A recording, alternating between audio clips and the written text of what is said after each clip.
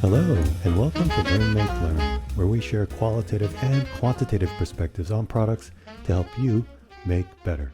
My name is Ernest Kim, and I'm joined by my friend and co-host, Joachim Groger. Hey, Joachim, how's it going? I'm great. I always do that. I've realized it's that I'm great. I don't know if I should change it up. We'll stick with it for now. But today we got the first glimpses of what felt like summer, maybe, up here in Seattle. So that was very nice. We took advantage of that. So all in all, pretty chill and pretty good. How about you?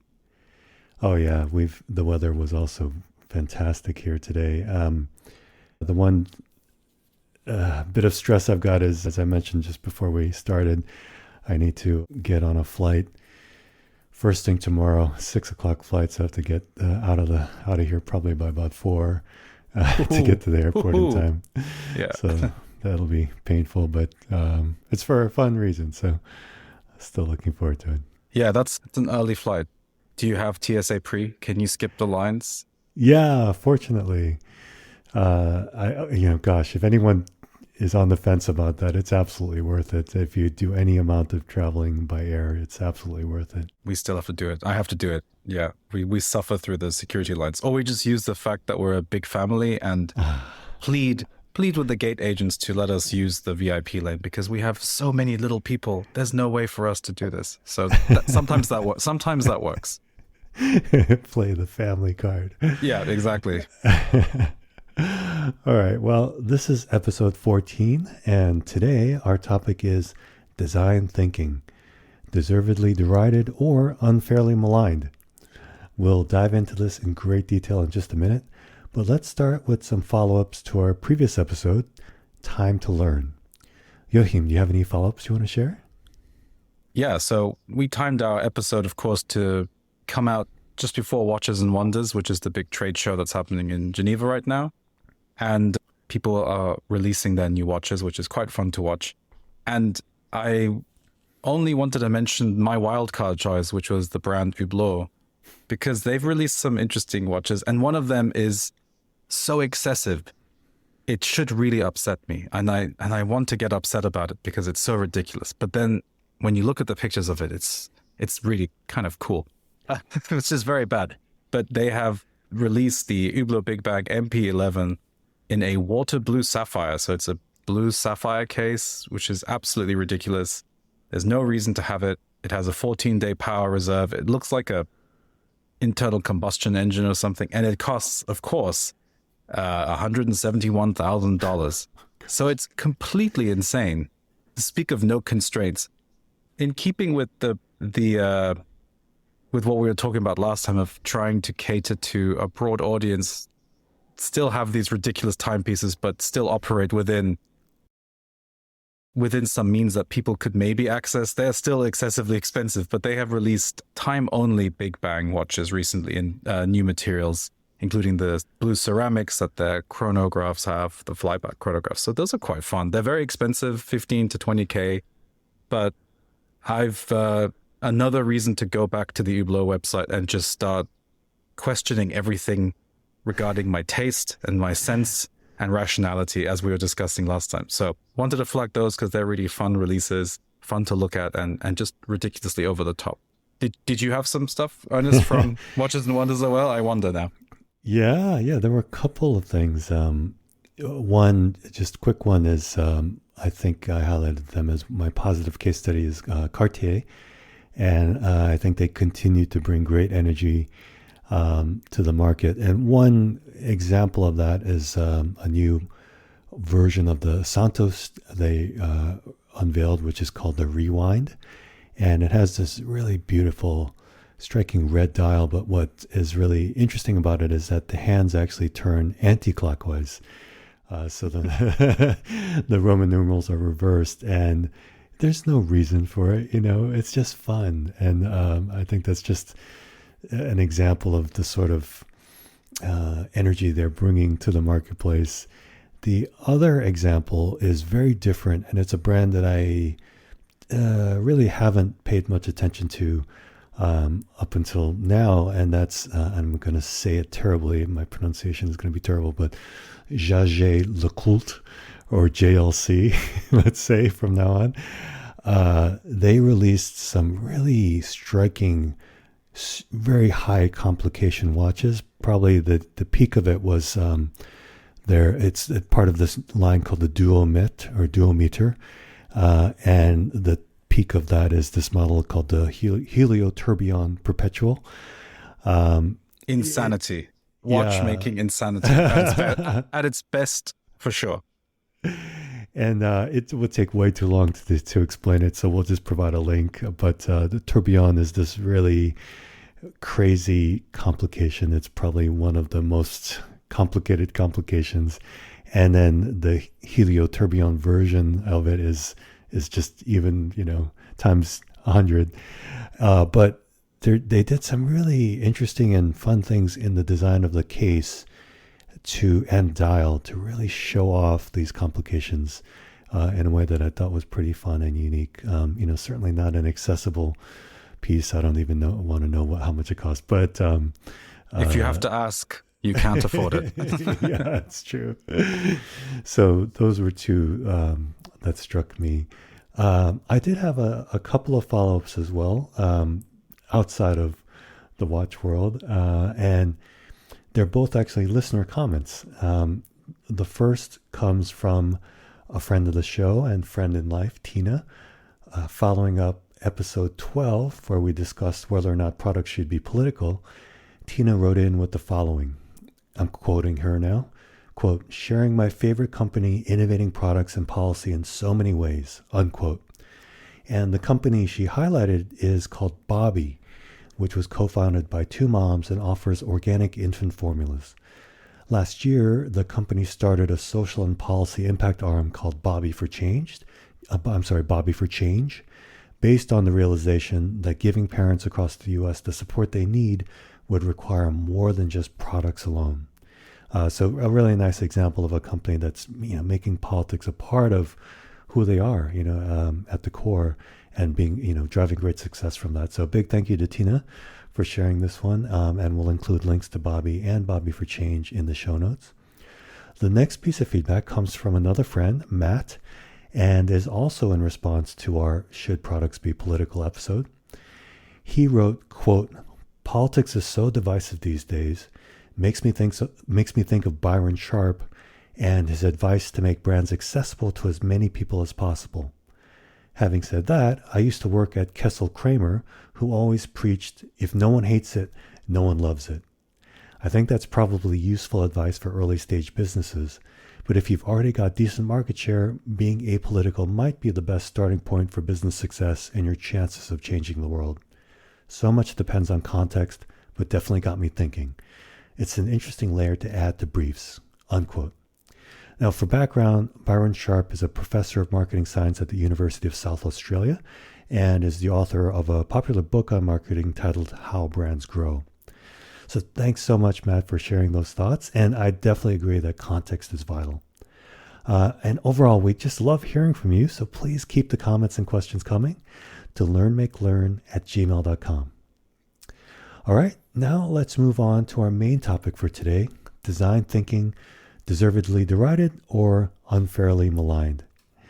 In case you're not familiar with the term design thinking, the famed design consultancy IDEO is credited with coining it, so I'll reference their definition. Quote, design thinking is a human-centered approach to innovation that draws from the designer's toolkit to integrate the needs of people, the possibilities of technology, and the requirements for business success, unquote. About a decade ago, design thinking was just all the rage amongst executives across the corporate world. As Rebecca Ackerman wrote in an excellent piece for MIT Technology Review, quote, design thinking took hold of the collective imagination during the Obama years, a time when American culture was riding high on the potential of a bunch of smart people in hope-filled rooms to bend history's arc towards progress. At the same time, consultancies like IDEO, Frog, Smart Design, and others were also promoting the idea that anyone, including the executives paying their fees, could be a designer by just following the process. Perhaps design had become too important to leave to designers, as IDEO's then CEO Tim Brown wrote in his 2009 book, Change by Design, unquote. But in recent years, the tide turned, with many now describing design thinking as a failed experiment. In fact, the Ackerman piece I just cited is titled, Design Thinking Was Supposed to Fix the World. Where did it go wrong? So, is design thinking a failed experiment? Or is there still value in the concept so long as it's applied appropriately? Joachim, you want to jump in with a perspective on this?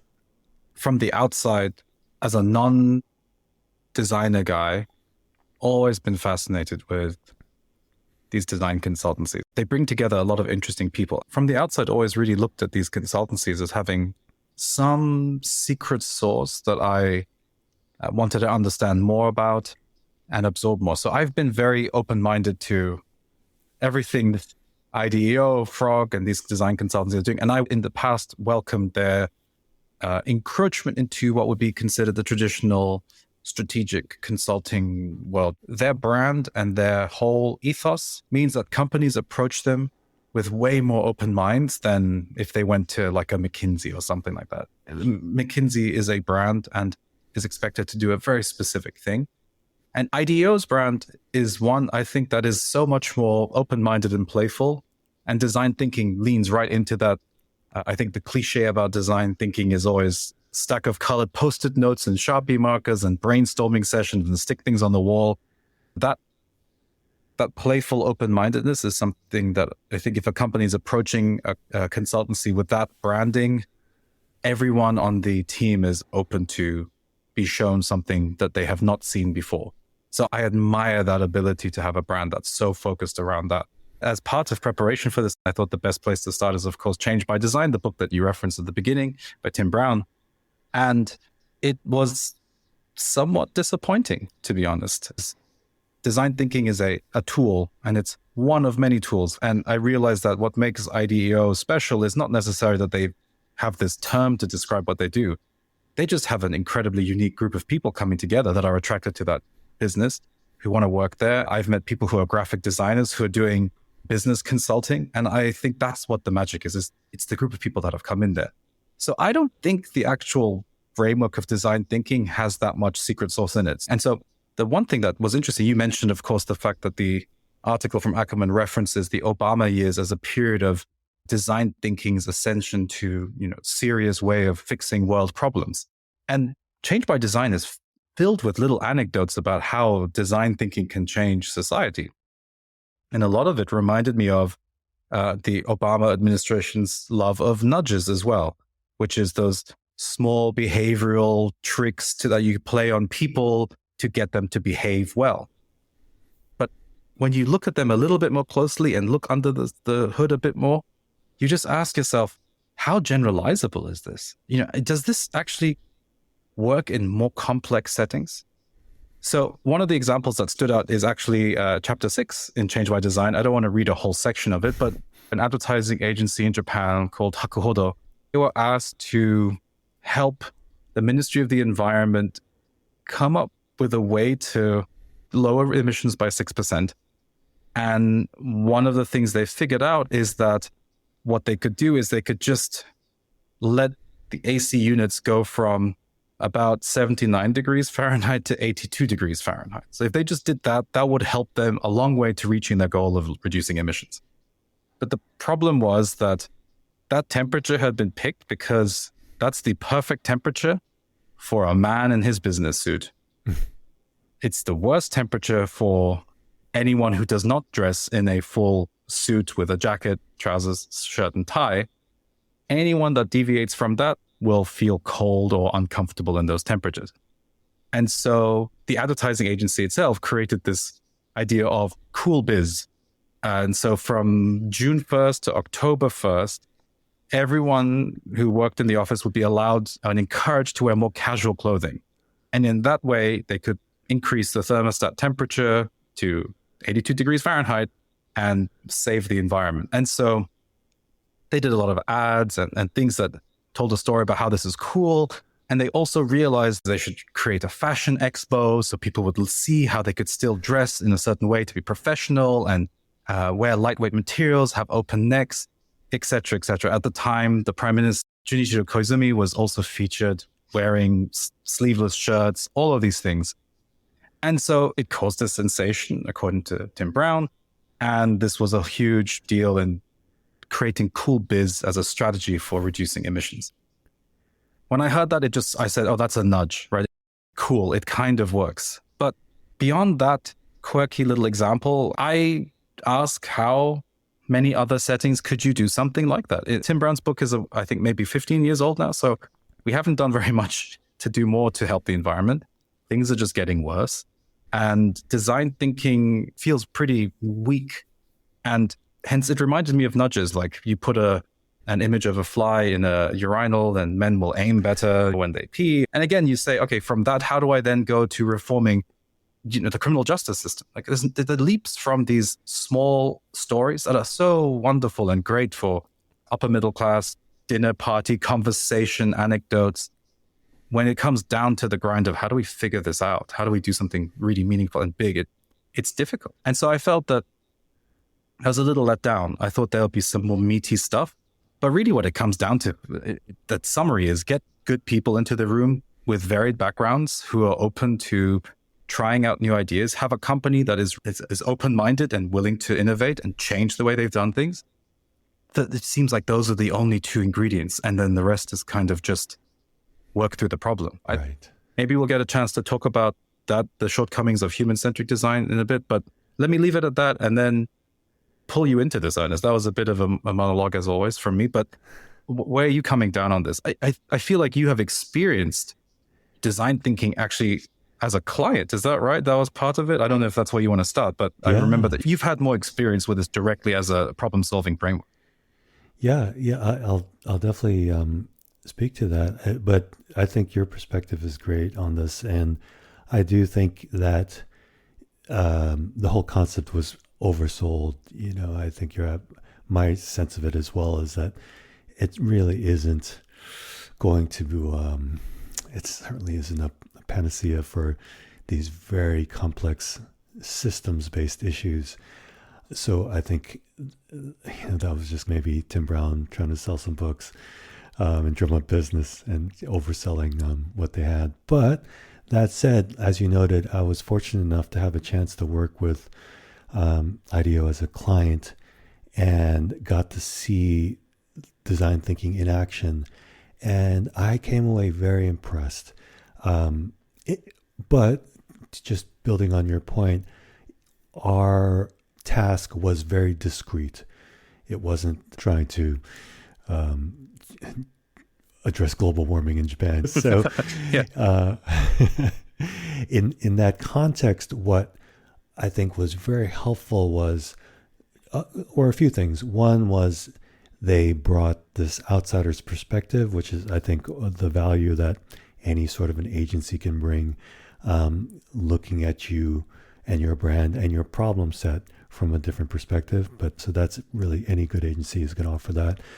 But I'd say also they brought a rigor around this approach that I would say that we lacked as on the client side. We were just trying to keep it somewhat vague, but we're a company that did great design work, but did it in a very specific way, and not necessarily with a lot of rigor behind it. So it was very helpful to have this partner in IDEO come in with really a very well thought through approach. And there is that well-worn trope of the colored stickies, which we did do. And it was actually useful because it helped us to organize our thinking in a way that we wouldn't have otherwise. Even just, another thing I guess I'd say before I get to that, another thing I was impressed by was the extent to which they wanted to give us their thinking. I have worked with and worked in agencies where they try to keep their approach, their process as this sort of secret sauce that they don't want anyone else to be able to steal away from them. But I was really impressed by the extent to which IDEO really wanted to teach us this methodology, this framework, and so that we could continue to apply it. They didn't act as though, oh, we don't want to teach you or else you might not hire us again. So I found that really refreshing to see that confidence they had, that and this belief in this approach that they had.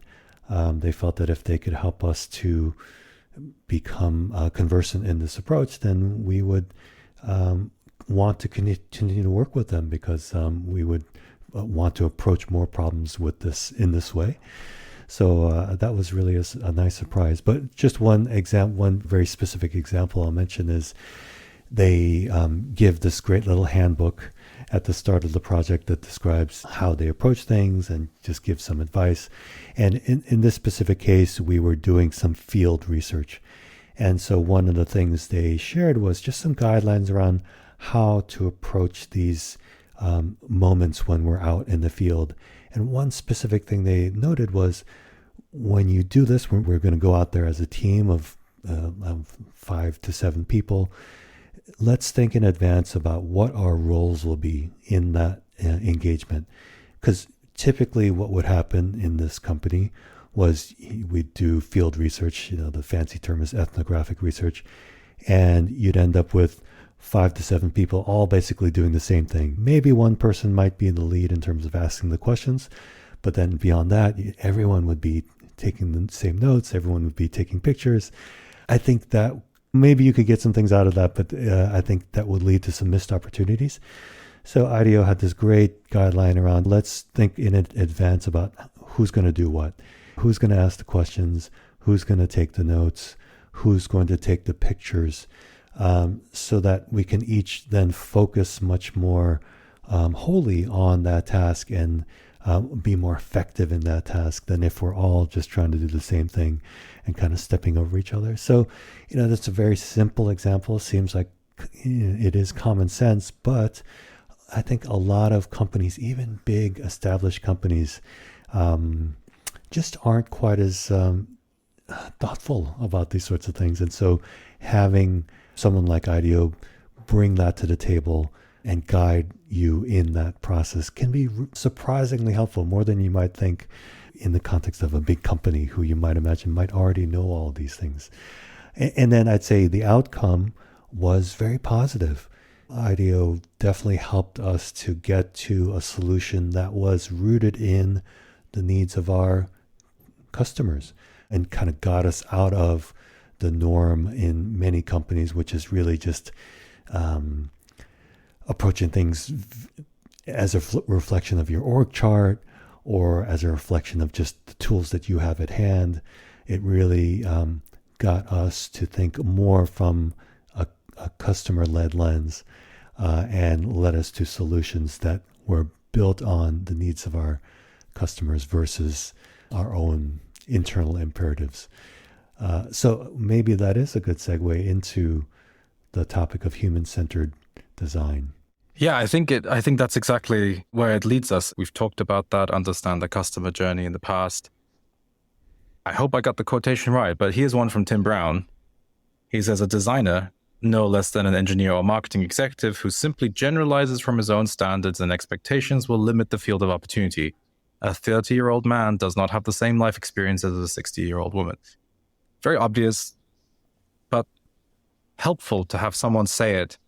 And if you've brought these people in, it opens up the conversation and allows you to say these things aloud. Like you were alluding to, that some very simple things as not everyone has to take notes and then share and do all those things. Sometimes you need that external party to be able to give you permission to behave a certain way. But back to the other aspect of what you're saying is this, that has been the main criticism I've heard about the design thinking, is the idea that it should be human-centric. And that's where most of the flashpoints have been when I was looking around. And I stumbled on this LinkedIn post from Brian Collins, who is himself a founder of a design and branding consultancy. And he wrote a whole thing about how he thinks design thinking is kind of done because of its human centricity. And it's actually really detrimental to the way you think about the world. His example is plastic bottle.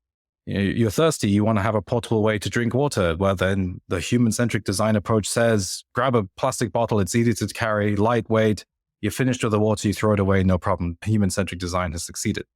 It's a bit of a straw man because obviously a plastic bottle is a terrible idea, right? It's hard to recycle, takes energy, you create a lot of plastic waste. But his point was basically, if you have such a narrow perspective on the consequences of your designs, then it's going to lead you down some bad places. And then you find yourself having created a far worse world because you've only focused on a very specific sliver of the experience and the impacts of a product. And I think that's really valid, right? And so the big counter movement that people would talk about is the systems thinking approach, which says everything has spillovers and feedback loops that are really hard to quantify. And so as a designer, you're really only a participant in the process. On that theme, I stumbled on this essay by Kevin Slavin, who is one of my favorite thinkers in general right now. He has this article called Design as Participation, where he really pushes the idea that if a designer is aware of the complexity of the system that they're dealing with, then out of that understanding comes a design perspective that says, I am merely a participant that shapes a little bit of the dynamics of the system. And I have to be very careful about how my inputs then generate these feedbacks that I can't fully predict. And so I'll just read it quickly. It says, the designers of complex adaptive systems are not strictly designing systems themselves. They are hinting those systems towards anticipated outcomes from an array of existing interrelated systems. These are designers that do not understand themselves to be in the center of the system. Rather, they understand themselves to be participants, shaping the systems that interact with other forces, ideas, events, and other designers. So this interactivity, interconnectedness when you read Tim Brown's book, kind of alludes to that being important, but never has the framework to help you really fully fathom the complexity of it. I think there's an appetite amongst product people and branding people to take into account these consequences that they have on the system as a whole. And by far, that has been the most convincing counterpoint to the whole design thinking is everything. And we just reiterate, it's one tool, guys. And of course, systems thinking is another tool, and jobs to be done is another framework, and working backwards from the customer, as Amazon says, all these things are tools to be used together in tandem with each other. I think a lot of tech platforms that are in the gig economy or in the resource sharing, crowd sharing type of world, their websites have been designed to really hone in on the user experience. But when anything moves a little bit away from that, the inherent complexity kicks you back in the face. Everything has been obscured. So that's kind of where I wonder to what extent a designer is taking into account the possibility that things can go wrong, and you need to have that complexity.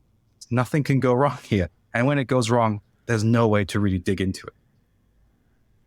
It's funny because way back in the early 2000s, in that company I co-founded, 37 Signals, something we talked about was just the fact that in any of these complex systems, error is inevitable. And so we came up with this concept that we called contingency design, just designing for when things go wrong. And there's a lot of data around how important it is to resolve those sorts of situations effectively. And that if you, as a brand, are able to do that, then you can actually create greater affinity with your customer than if they didn't have the problem in the first place. Now, we've created these technologies that try to be magical and hide all the complexity, as you said, and in the process create these situations where as soon as something goes wrong, it's just completely unsolvable for anyone. I ran into a similar sort of situation with a shipping issue, and I came to learn that the people on the back end at the shipper have access to the exact same information that I do, and in some respects you could say, oh, that's great. That's very democratic that, they don't have access to any secret information, but that meant that no one had any idea where my package was. and there was no way to actually query the people at the facility where this package was sitting somewhere. I think the challenge that this gets to is the point of incentives that's come up in some previous episodes as well, is there's just no incentive to address these error cases. no one wants to think, no one wants to raise that, oh, what if something goes wrong? No one gets brownie points for raising these possible problems. And so they never get the priority that they need to actually be resolved, so that there's a system designed that enables these sorts of things to be resolved. So it's a great point. It's a great thing to highlight. And I think, too, that the fact that these companies like IDEO are consultancies is part of this problem. They go in and out. They have these engagements that last a certain amount of time. And then when they're done, they're out, and so they can really focus on the sort of sexy stuff on the surface. But then the folks who are left in the company kind of holding the bag have to deal with the sort of grunt work of making sure the thing actually works, and that when customers encounter errors that they can actually resolve them. But it's just not sexy enough for the folks in the C-suite to want to spend any time on that. So I think the nature of the system that we've created does result in these sorts of challenges that you've encountered yourself. And I think all of us have encountered with these systems that are now just so incredibly complicated. Yeah, I think you are alluding to the fact that a consultancy that hops in, they've been given license to create the new shiny object. It would be nice to see how could a design thinking approach actually be used to enable more of a subtractive design process. I will give a full disclaimer here. I'm not a big fan of Elon Musk, but he does have these rules of engineering that are exactly what you'd expect them to be from him. They're kind of way too simplified, an oversimplification of complexity. But one of the principles that's kind of useful, but phrased poorly, he calls it try and delete something in the process.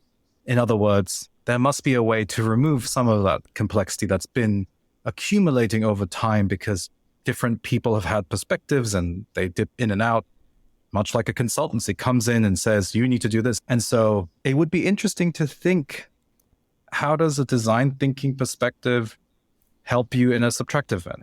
Remove things from the process. And could Tim Brown make subtractive innovation sexy as well? Right. Yeah, that's a great point. It is a fundamentally additive sort of experience and encounter when you bring in a consultant like this. Although I will say that in our engagement with IDEO, they did have one exercise that spoke to this, where basically they had us, we went through the context of the situation, talked about the possible solutions rooted in the needs of our customer. But we went through this exercise of, okay, so of these things that you heard, all these things, you also have context into the things that you're doing, you, the client, are doing. So let's do an exercise where we put on this board, these different colored Post-its, where you have some things that you want to start doing based on this new information that we have now, things that you might want to continue doing, and then things that you think we should stop doing as a company based on this information. So they do have this exercise that speaks to this, where they attempt to address this idea of taking away as well as adding new things. I think the challenge is in the fact that they are consultants, and this is something that comes at the end of their engagement. So then someone on the company side has to be given the the authority to be able to then deliver on that. And that's extremely difficult to get these big, complex organizations to stop doing anything, even if they know those things they've been doing are not particularly effective or efficient. But I just wanted to throw out there that they did have something that spoke to that, at least in a small way.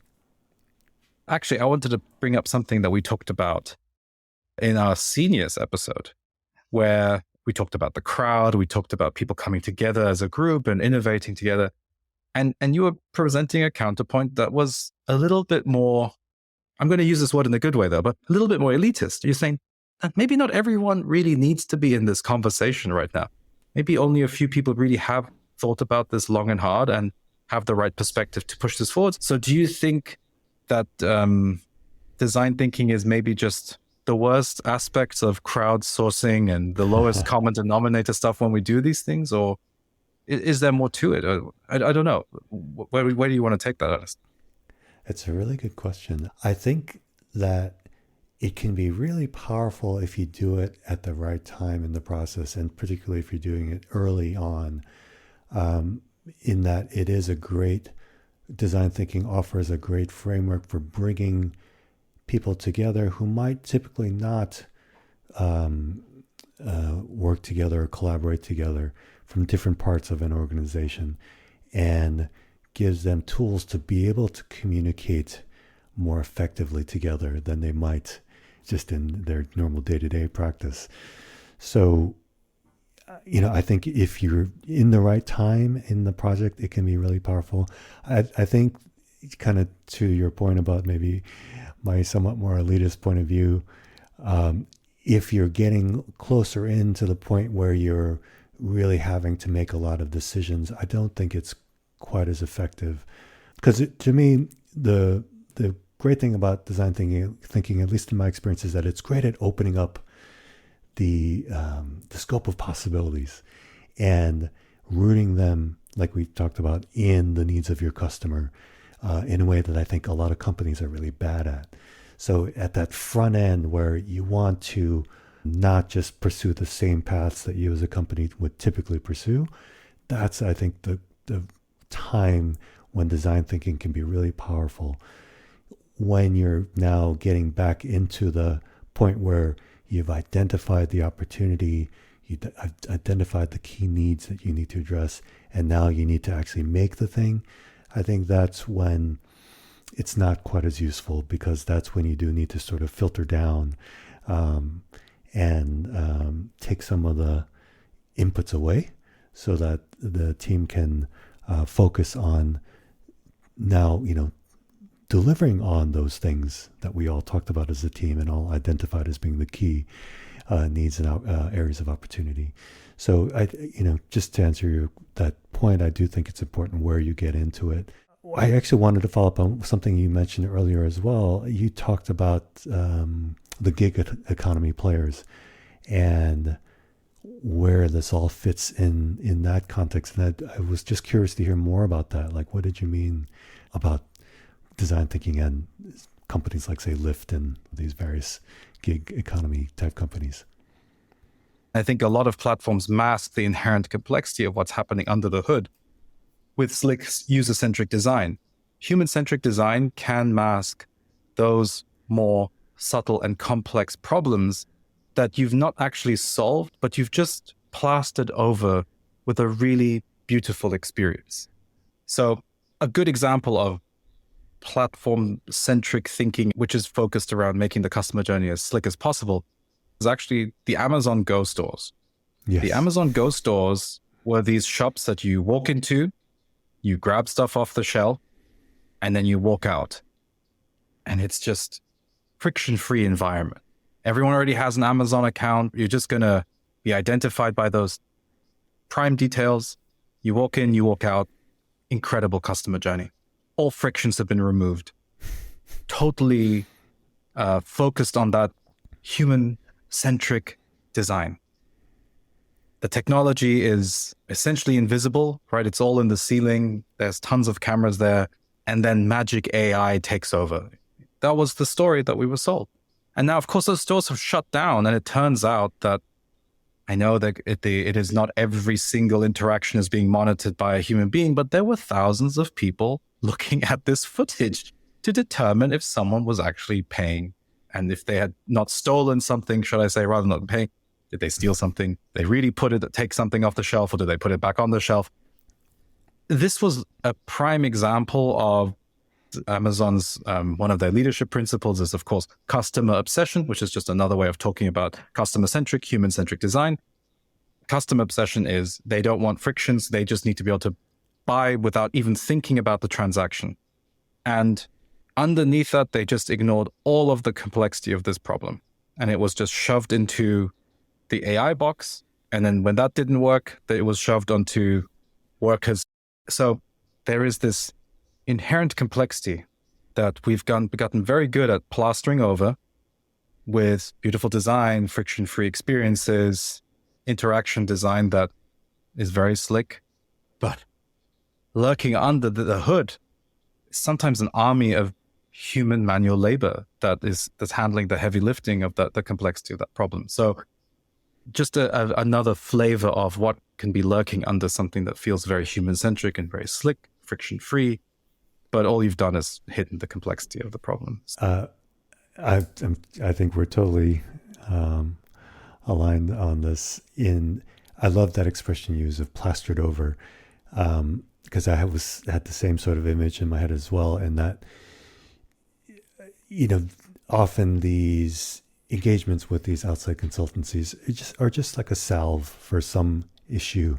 But I think that is such a great example, because it does speak to the point you made earlier about the kind of plastic bottles for drinks, and how that aligns to this whole design thinking framework. That's something that's desirable. People do want to be able to take their drinks with them, or in the case of this Amazon Go, people do want to just be able to go in and out and grab things. So just to set some groundwork for this, IDEO talks about these three lenses of innovation. That for any innovation to be successful, it has to be desirable by people, it has to be technologically feasible, something that you can actually do, and economically viable. There has to be a business case.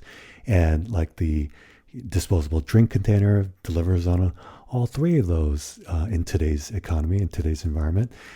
But like you asked earlier, is that really something you should do? If you were to actually apply some judgment to it, is that something that we should actually make, even though it might deliver on all three of those things? And to me, the Amazon Go store example is another case of this, where yes, if you were to ask people, would you want that convenience of being able to pop in and out of a shop without engaging with a traditional tiller, would you want that? Most people would probably say yes. And I guess now we're learning that maybe it wasn't necessarily technologically feasible, but let's just argue that it was, and that there was economic viability. I think you'd still want to ask the question, I would hope, is this something we should do? Is this, from a social perspective, something that we want as a society to just completely eliminate any human interaction in the course of our lives? And maybe that's me being old school, but I think just on that basis, that's maybe the one thing that is missing from design thinking as it's articulated today. Just this, I don't know what you'd call it, this maybe broader social value question of, is this something, even if it's desirable, feasible, and viable, is this something that from a social perspective we should pursue? It feels like it's a question worth asking. Yeah. And like you said earlier too, it's a tool. And I think if Tim Brown and these other agencies have oversold it, shame on them. But to be fair to them, I think you have to recognize that these things are tools. Design thinking is a tool, just like you said earlier, that you can apply like these other tools we've talked about, but they're not going to change your culture as a company. You can adopt this thing that's called design thinking that's meant to be human centered, but if your company culture is not built on that, then you're going to end up with these experiences that you've talked about, where you've got this nice shiny object, but once you get scratched beneath the surface, you realize it's actually really human negative. I guess it really is just focused on reducing friction in this one interaction, and then if something goes wrong, well, then you have to figure it all out yourself. So I think there's some blame to go around. I think there was some overselling of the concept, but I also think that a lot of people were a little unrealistic in terms of what they might have expected that they could achieve with this one tool. And so, my ultimate takeaway is that as long as you approach it in that way, recognize that it is one tool in the toolkit that can be applied and can be effective, it can be a really positive thing. but just don't try to think that it's going to be this cure-all and is a replacement for your company actually having a culture that's focused on your customer. Yeah, I agree with that. I think that's the broader, it comes back to all of the things we've been speaking to about this point, right? Is the design influences behavior, influences society. We have to be aware of that. And so part of that toolkit is thinking about that chain of things that comes after the transaction has been completed, right? Yeah. All right. Well, now that you've heard our perspectives, we want to hear from you. Do you see value in design thinking? Or is it, as Rebecca Ackerman described it, a failed experiment? We want to hear what you think. Please share your thoughts by emailing us at learnmakelearn@gmail.com. Now, let's move on to our recommendations of the week. Joachim, do you have a recommendation you'd like to share? Yes, I do. I just watched this film with my family and we really enjoyed it. It's called Your Name. It's an anime that was released in 2016, written and directed by Makoto Shinkai, who is considered to be kind of the modern day Miyazaki. The animation is stunning and it's great. The broad plot of the movie is about a teenage girl and a teenage boy body swapping, and one lives in a village outside of the city, and Taki, the boy, lives in Tokyo. And of course, they envy each other's lives because they're so radically different. It's a very, very sweet film. It's uncomplicated for a lot of it. And then, as every good film, second act, there's always the complication. It's really well done. I really loved it. There is one recurring, really adolescent joke that I just could have done without. That it just was very awkward that I didn't, and it kept coming up. But other than that, if that could have been toned down, I think the story is very, very sweet. There's just so many little bits in it that are, when things come together, I think it's Chekhov's gun is the idea in writing plays and movies. Like if you're going to show a gun, it better get used at some point. And so there's a lot of moments where things are just shown to you in passing, and then in the end, it all comes together. It is also to give it that extra seal of approval on the Criterion streaming service. So it's part of the Criterion collection. If you need a third party to verify, this is a good recommendation. But that's actually where we hurt. So I definitely recommend that. It was good fun. Aside from that one adolescent recurring joke that just keeps popping up, I just wish he'd cut that out. And soundtrack is just really fun. It's a very cheesy soundtrack, but it's very sweet. It has moments of the typical Studio Ghibli by Joe Hisaishi type soundtracks, then also just J-pop and J-rock stuff popping out. It's really very fun. Matches the mood of the movie perfectly. Yeah, it's really good. Wonderful film. Oh, that's great. I've heard great things about it. I think this will finally put me over the edge and get me to watch it. Yes, do it. Well, I'll actually stay in Japan. And if you don't mind, I was going to just do one, but then something you said made me want to add another one. So the first one I'll suggest is this series on Hulu titled Shogun. People our age might recall the original miniseries that aired, many decades ago in the US and was just a sensation based on the novel. Do you remember the name of the author by any chance, Joachim? No, I don't. No, I don't. I'm so sorry. I think it's maybe James Clavell might be the name, but yes, it is James Clavell.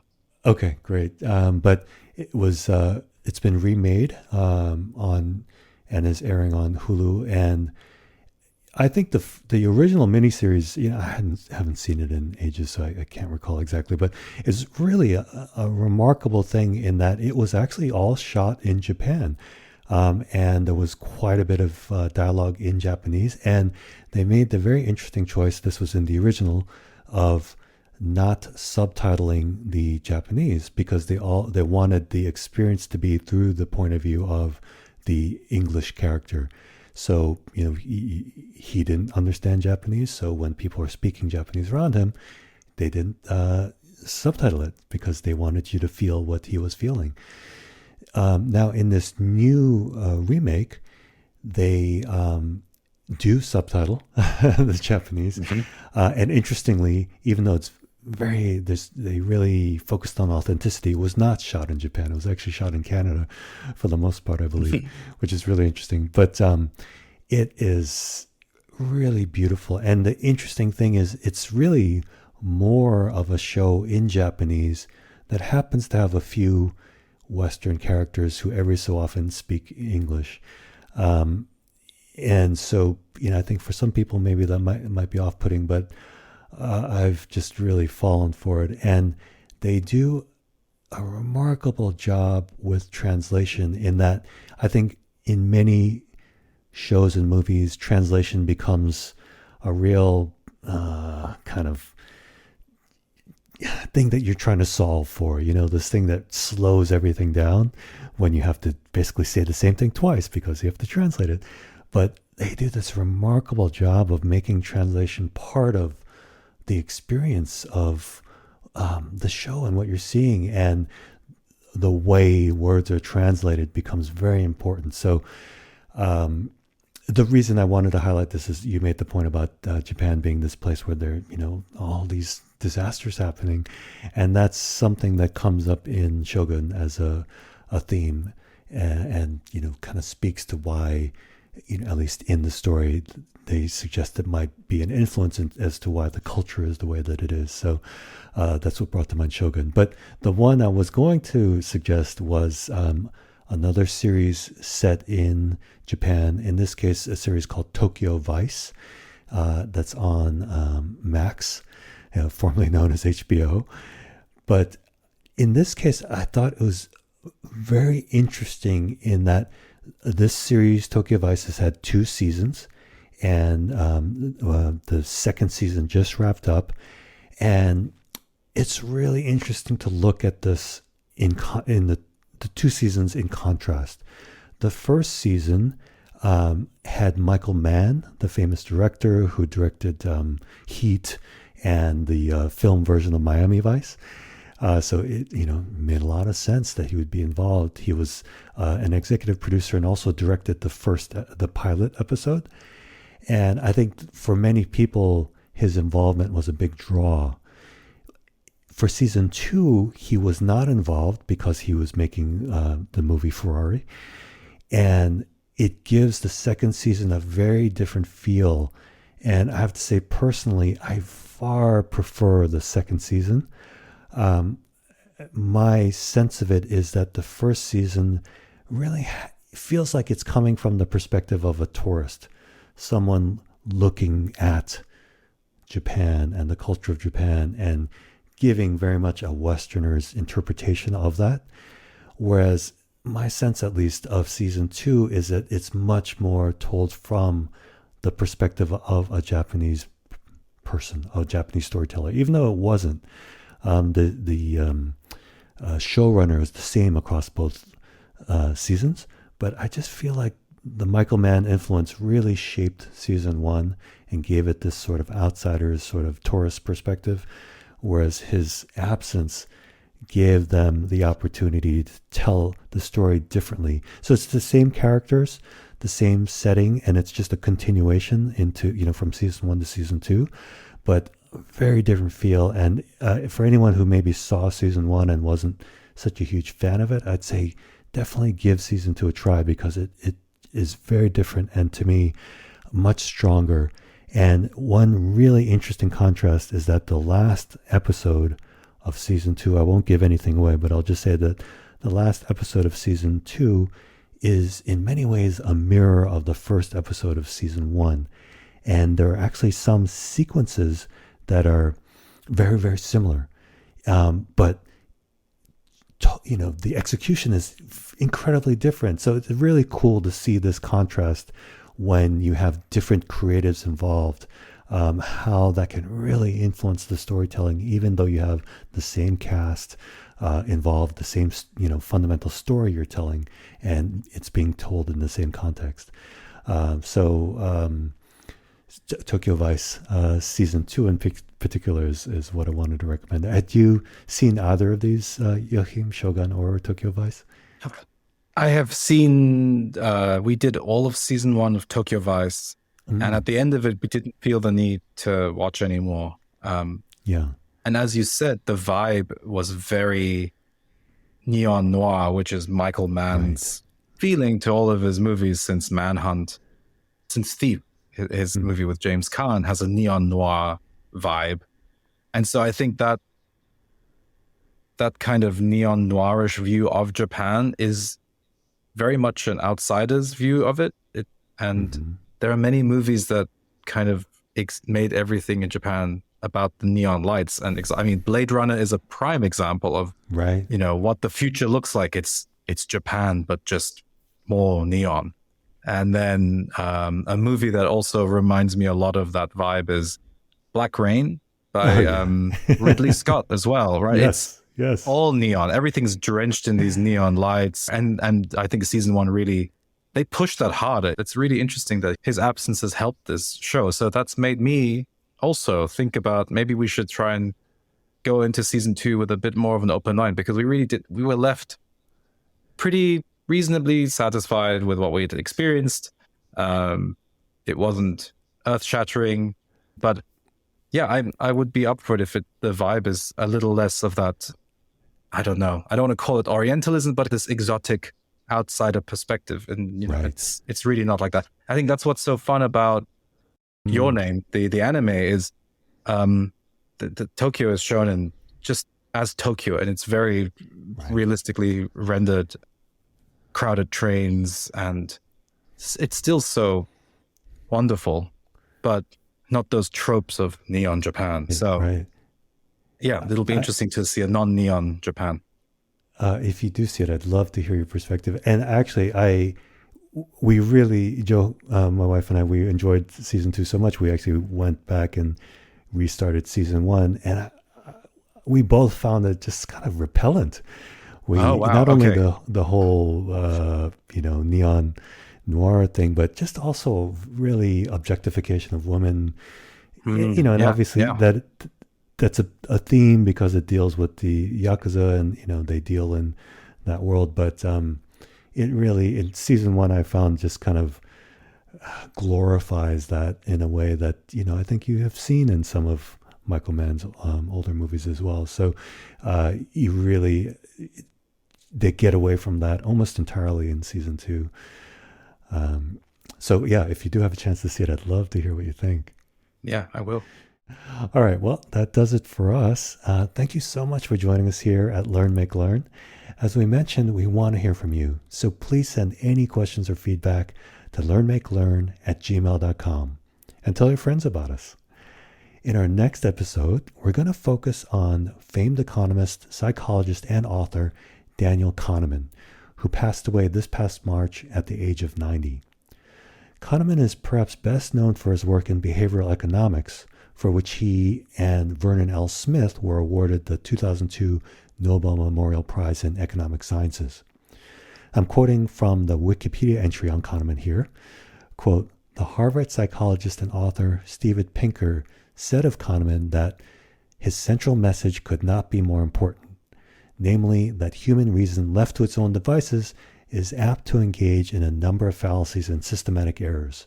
So if we want to make better decisions in our personal lives and as a society, we ought to be aware of these biases and seek workarounds.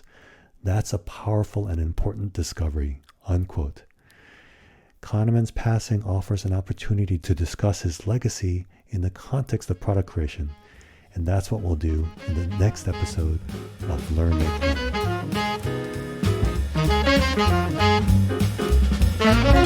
Learn.